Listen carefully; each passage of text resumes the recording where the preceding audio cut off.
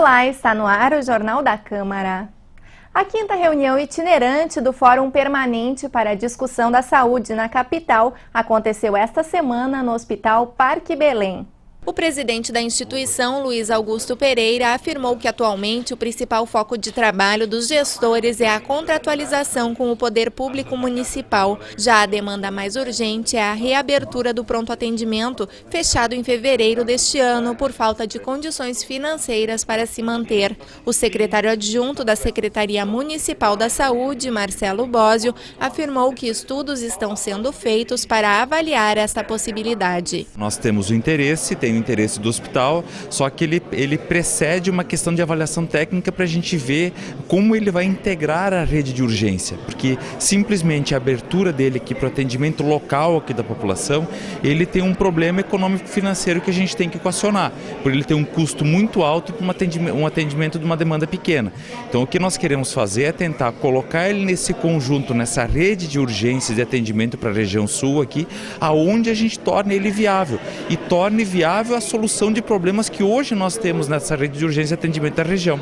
Então esse processo já está acontecendo, nós devemos já nos próximos dias ter o andamento disso e alguma indicação de como é que a gente vai proceder para uma possibilidade de reabertura. Durante a reunião, gestores de outras instituições de saúde de Porto Alegre também expuseram suas demandas e dificuldades. Conforme Bósio, a iniciativa da Cosman em realizar o fórum, permitindo o debate entre sindicatos, instituições, executivo e legislativo, é essencial para buscar soluções conjuntas. Segundo ele, a palavra-chave para a reestruturação da saúde em Porto Alegre é sustentabilidade. Nós não podemos, pela deficiência de recursos que nós temos, ou pelos poucos recursos que a gente fazer esse investimento sem ter uma garantia de longo prazo desse atendimento. Então, todo este pensar, que em alguns momentos não foi feito, gerou déficit histórico dentro de instituições, como é o caso do próprio Parque Belém aqui, do Hospital Vila Nova, Hospital Espírita, Hospital de Deficiência Portuguesa. Então nós temos que colocar essa preocupação na nossa pauta quando a gente contratualiza, porque senão, em vez de resolver um problema, que é atendimento à população, eu crio um problema, porque eu não garanto atendimento à população e eu gero um déficit financeiro dessas instituições, o que a inviabiliza do continuar o atendimento. Bósio ainda salientou que a Copa do Mundo de 2014 deve ser vista como uma oportunidade para trazer recursos à capital gaúcha, viabilizando a melhoria da saúde. A previsão é de que cerca de 1.000 novos leitos sejam criados em Porto Alegre em função do evento. Luiz Augusto Pereira, presidente do Hospital Parque Belém, afirmou que há espaço físico disponível na instituição para contribuir com este projeto e que a construção depende apenas da liberação de verbas. Nessa semana, os vereadores estiveram no Morro da Cruz para verificar problemas como saneamento básico e focos de lixo. A visita faz parte do projeto Câmara na Comunidade. A primeira parada foi em frente à sede da Associação Comunitária Morro da Cruz, que todos os meses distribui 250 cestas básicas para famílias da região. O prédio onde está instalada a associação precisa de reforma. O piso está todo quebrado, as janelas cobertas apenas com lençóis. Além disso, o telhado possui muitas rachaduras, onde se formam diversas goteiras em dias de chuva. A ideia da associação é transformar o espaço num local para desenvolver atividades para geração de renda, proteção para mulheres vítimas de violência e auxílio a idosos. Mas para isso, a reforma é necessária. A gente está pedindo a reforma da associação. Mas, na verdade, a gente não está conseguindo nada. É isso que a gente está pedindo, apenas a reforma, porque projeto a gente tem. Só que não tem como executar nada, né? Porque a gente tem um grupo lá de 250 famílias que a gente já faz. A gente dá cesta básica uma vez por mês. E temos as reuniões de 15 dias, temos um grupo de capoeira e tem o projeto da cozinha comunitária. Só que a gente não tem como colocar a cozinha, porque o espaço, o prédio está condenado. Próximo dali fica a Travessa Fonte, a única rua não asfaltada da região. Os moradores pedem urgência no asfaltamento da via, que fica intransitável principalmente em dias de chuva forte. O esgoto a céu aberto é outro problema da comunidade. No local existe também uma sanga onde desemboca o esgoto das casas da comunidade, mais o lixo que os próprios moradores depositam, além de fezes e animais mortos. Quando chove, a água chega a transbordar, inundando alagando as casas ao redor. Desde lá de cima, tudo que vem lá de cima cai aqui, o que vem de lá cai aqui. Então isso aqui as pessoas estão arriscando a pegar uma leptospirose, é uma doença até bem mais séria, porque quando chove isso aqui transborda e entra dentro das casas. No Natal o pessoal passou sem Natal, porque estavam tirando com vassoura, com balde essa água podre. E a gente luta faz anos por isso aqui, faz muitos anos, mas parece que o pessoal esqueceu a travessa da fonte. O vereador Alceu Brasinha comentou sobre a situação dos moradores da região. Esse esgoto que corre para baixo aqui, tem que estampar lá em cima, botar um paliteiro e o poder público, cada tempo de chuva, que dá chuva, vir limpar. Aí eu tenho certeza que vai fluir bem melhor. E questão de asfalto aqui, eu acho que é questão de tempo, que já tem marcado no orçamento participativo, já tem apontado. Vamos ver onde é que está essa verba, como pode ser feito, como vão cobrar, para ver se ameniza o problema da comunidade. A saúde foi outro ponto bastante debatido na visita às comunidades da zona leste da capital. Os vereadores foram em 2 postos de saúde. Ambos estavam em boas condições, mas o segundo estava com equipe incompleta. Faltava um médico e uma equipe, que, segundo as autoridades, já estava sendo providenciada. Ainda em relação à saúde, o que causou maior polêmica foi uma obra do DMLU, que está sendo erguida em um terreno de interesse social. A população quer um posto de saúde e a secretaria confirmou a necessidade de se fazer um PSF no local, já que não possui nenhum prédio próprio na região. O vereador Aldacir Oliboni recebeu um abaixo-assinado da comunidade requisitando o posto e se comprometeu a dar andamento ao caso. Uma obra do DMLU que está irregular em cima de uma área que foi através de um projeto de lei, inclusive demandado por esse vereador, para instituir um posto de saúde. Então há uma insatisfação da comunidade que percebeu que aqui o DMLU está construindo um L-ponto, isso é um local de transbordo do lixo seco. A comunidade não quer isso, está protestando. Se o prefeito não tomar atitude, nós entraremos então na próxima semana no Ministério Público para dizer que é uma obra irregular e que é uma obra que a comunidade não está concordando porque ela quer, na verdade, uma unidade de saúde.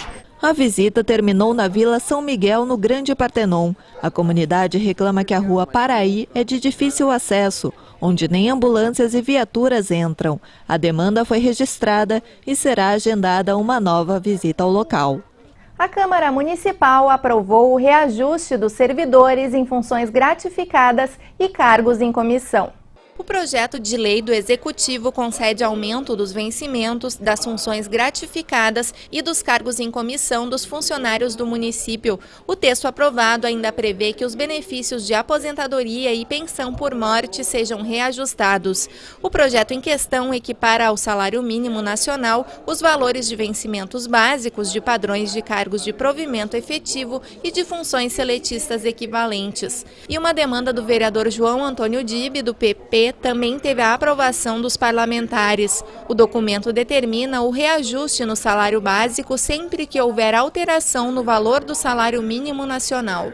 Os parlamentares aprovaram em segundo turno a licença gestante de 6 meses para as vereadoras da capital. O projeto de resolução da mesa diretora altera a lei orgânica do município e estende o direito à licença gestante das vereadoras porto-alegrenses para 180 dias. Atualmente, as vereadoras têm direito à licença gestante de 120 dias. O projeto foi aprovado pela unanimidade dos 24 vereadores presentes. Antes da decisão ser homologada, o rito exige que, por se tratar de uma alteração à lei orgânica do município, a proposta deve ser votada em 2 turnos pelo plenário, o que aconteceu nesta semana. E deverão ser criados 3 cargos de analista de tecnologia da informação no Departamento Municipal de Água e Esgotos. O projeto do Executivo, aprovado pelos vereadores da capital, determina a carga horária semanal de 30 horas e possibilita a prestação de serviços também à noite, aos sábados, domingos e feriados, além de atendimento ao público. Segundo o prefeito José Fortunati, a equipe atual que coordena a atividade no DEMAI é enxuta, contando com 2 servidores apenas, o que gera demora no acompanhamento das demandas. Com o acréscimo no número de servidores, esse problema deverá ser resolvido. A Câmara aprovou ainda um projeto de lei que restringe a criação de abelhas em Porto Alegre. O texto também permite a instalação de estações de transbordo necessárias para a adaptação e a manutenção de colmeias. Nesses locais, por exemplo, poderão ser alocadas colmeias oriundas da remoção de enxames impróprios para a criação em Porto Alegre. Estes locais deverão apresentar condições de segurança que impeçam o acesso de pessoas estranhas ao transbordo, além de possuir um responsável técnico da área ambiental. Vamos dizer assim, aqueles bairros densamente povoados, que são o centro histórico, digamos, para bem além da terceira perimetral, nós temos esse adensamento. É totalmente proibido a criação de abelhas. Se nós tivermos enxames daquelas abelhas chamadas africanas, vamos dizer assim, para que as pessoas possam entender que é uma abelha mais agressiva, que não é natural daqui, mas é uma abelha de fora, nós podemos tê-la durante um mês num local adequado, que a SMAN sabe como tratar disso, até porque esse projeto eu tratei com técnicos da SMAN, da Associação Gaúcha de Apicultura, e depois ela tem que ir para um espaço adequado. Então o nosso cuidado é principalmente para essa abelha chamada venenosa, que pelo volume de picadas ela pode matar inclusive um animal de grande porte. O Frei Luiz Sebastião Turra ocupou a tribuna popular para convidar os vereadores para a festa em comemoração ao centenário da paróquia Santo Antônio do Partenon. Segundo o Frei Turra, a paróquia nasceu em torno de uma capelinha dedicada ao santo, criada por uma provisão episcopal de 9 de junho de 1875. A capelinha, disse o Frei, teve sua pedra fundamental lançada em 16 de maio de 1876, sendo inaugurada na noite de Natal de 1881. No dia 6 de janeiro do ano seguinte, a imagem do padroeiro foi translada com festa e procissão desde a catedral até sua nova casa. Ele convidou para que todos participem das missas nos dias 12 e 13 de junho, sendo que no dia do padroeiro haverá missa de hora em hora e procissões às 9, 15 e 20 horas. Técnicos da Secretaria Municipal de Meio Ambiente e da Fundação Zoobotânica do Estado compareceram à sessão plenária da última quinta-feira. Eles defenderam a aprovação do projeto de lei complementar do Executivo que institui o Sistema Municipal de Unidades de Conservação da Natureza de Porto Alegre. João Roberto Meira, chefe da equipe de estudos do ambiente natural da SMAN, lembrou que a Mata Atlântica começa na capital, estendendo-se até o Rio Grande do Norte, mas que apenas 8% do ecossistema original sobrevive. Das áreas de Mata Atlântica da cidade, citou especialmente os morros São Pedro e do Salso e os bairros Lami e Belém Novo. Uma das medidas recomendadas, de acordo com ele, seria criar uma unidade de conservação no Morro São Pedro. O biólogo alertou ainda que 67% da população brasileira bebe água das nascentes da Mata Atlântica e afirmou não ser exagero dizer que a devastação desse patrimônio natural tem reflexo direto sobre a capacidade respiratória e o sangue das pessoas. Já a bióloga Maria Carmen Sestrem Bastos, que também fez parte do grupo de trabalho da SMAN responsável pela redação do projeto de lei, informou que as UCs são espaços criados pelo poder público com o objetivo de proteger seus recursos ambientais. E a diretora do Museu da Fundação Zoobotânica do Estado, Simone Mirapalhetti, destacou pontos na proposta que precisariam ser aperfeiçoados. Ela defendeu, por exemplo, a necessidade de medidas que incentivem a participação da comunidade na definição e na criação de todas as etapas de discussão sobre a instituição de UCs.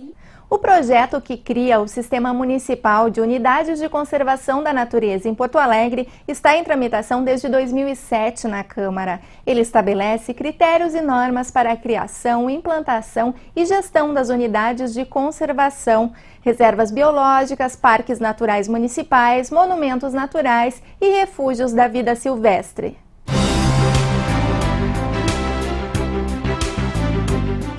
E agora vamos falar sobre punições de crimes de trânsito. Além de multas, alguns casos podem ir inclusive para a júri popular. Está comigo o doutor Felipe Kelneck de Oliveira, juiz titular da Vara do Júri de Porto Alegre. Seja bem-vindo, doutor Felipe. Muito obrigado pelo convite aqui, né? Esse é um assunto que sempre, digamos assim, chama a atenção das pessoas, porque todos nós dirigimos veículos automotores, né? E às vezes, dirigindo veículos automotores, a gente às vezes não sabe a repercussão que um fato cotidiano nosso possa gerar. E às vezes causa uma certa perplexidade das pessoas em função mais do desconhecimento, né, da lei em relação às suas consequências, né? Todos nós sabemos que dirigir um veículo automotor de forma inadequada, vamos ampliar assim, de forma adequada, gera sanções de natureza administrativa, né? Sanções, as nossas conhecidas multas, né? Dirigir em excesso de velocidade, dirigir ouvindo celular e outras, né? Que geram infrações de trânsito e acarretam multas mais pesadas, menos pesadas. Mas, além dessas multas em si, que têm natureza administrativa, nós temos outras consequências civis, penais, né, no ato de dirigir. Né? E como tu disse aqui disseste na apresentação já do programa, e fatos até de natureza grave, né, Cris? E esses fatos de natureza grave são os crimes. Né?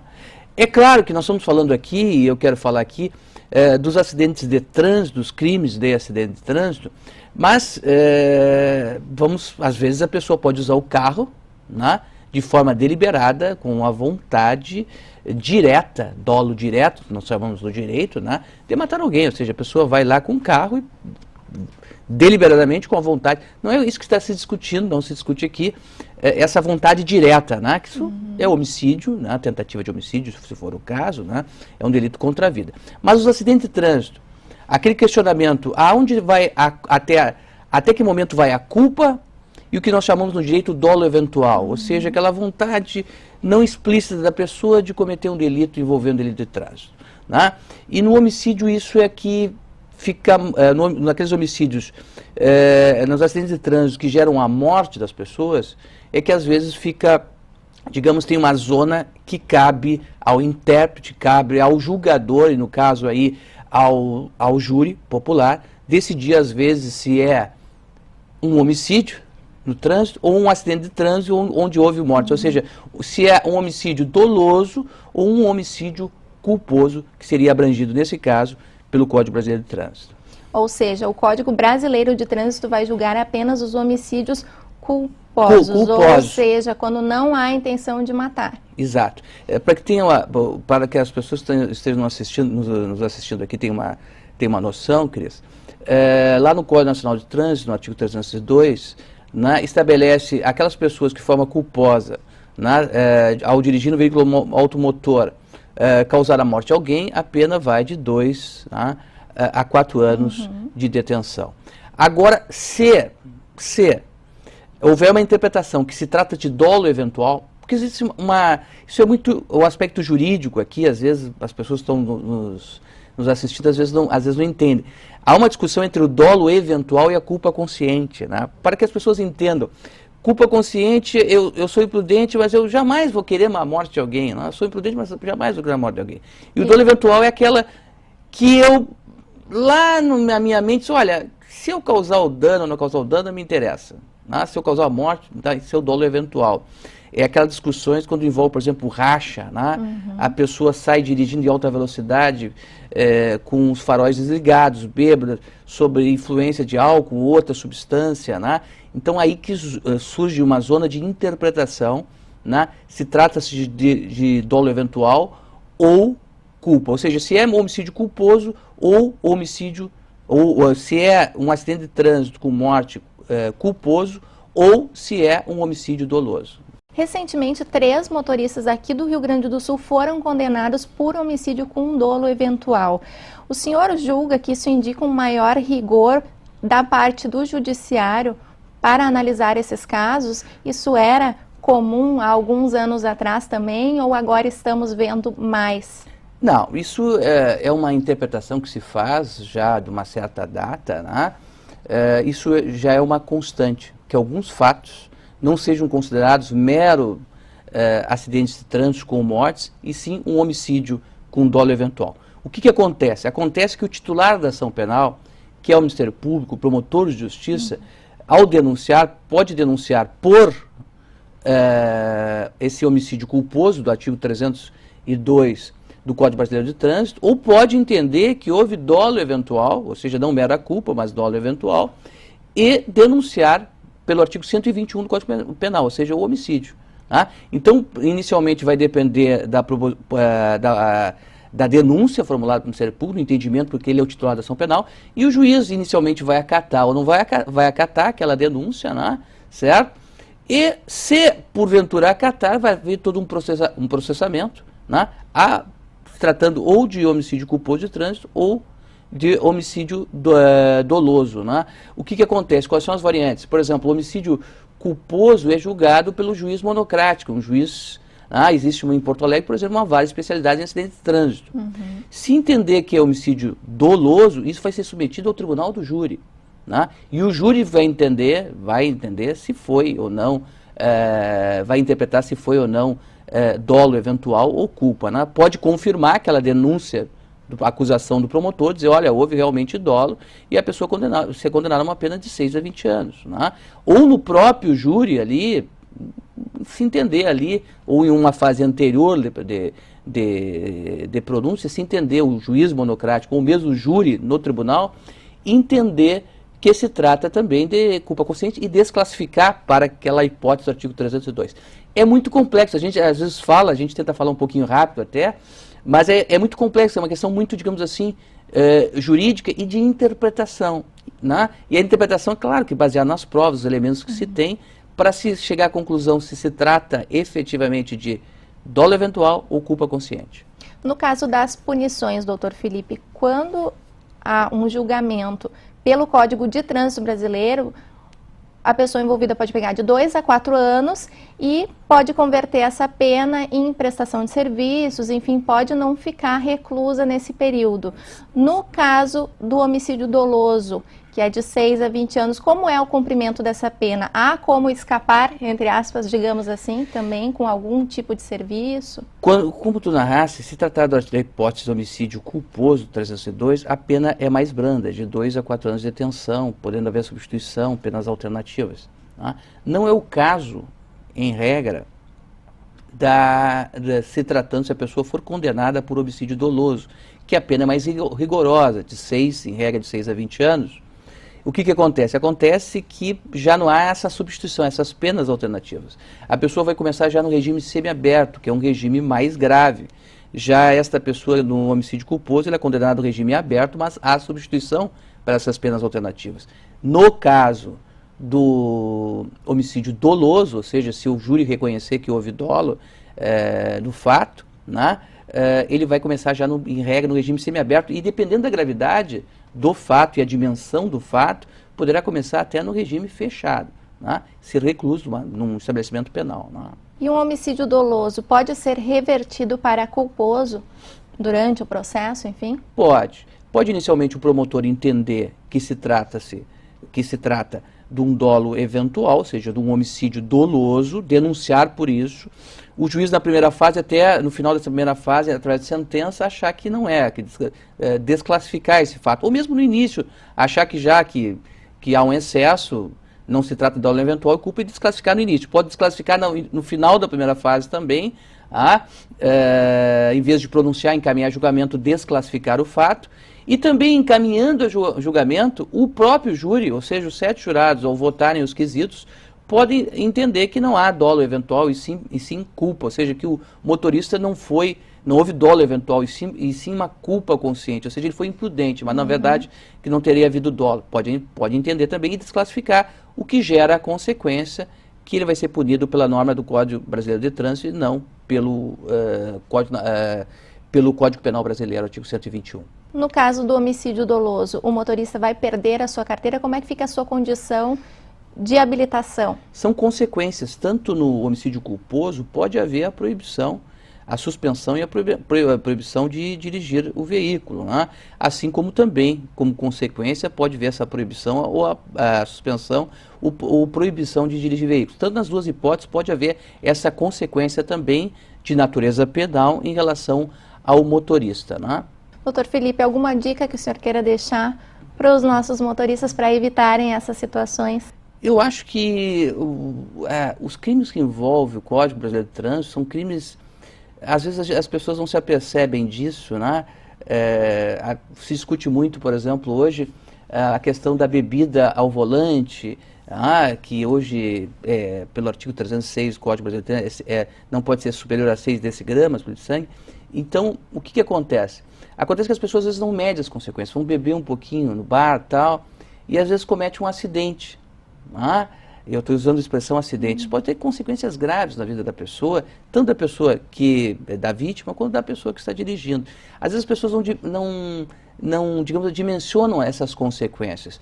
Então, nós vemos hoje no Brasil, particularmente no Brasil, morrem inúmeras pessoas, milhares de pessoas anualmente em função do trânsito, né? Mata mais que guerras aí que nós estamos assistindo pela televisão, em outros países, matam muito mais que essas guerras. Tem que haver uma conscientização das pessoas que o veículo automotor digamos assim, efetivamente algo que deve ser,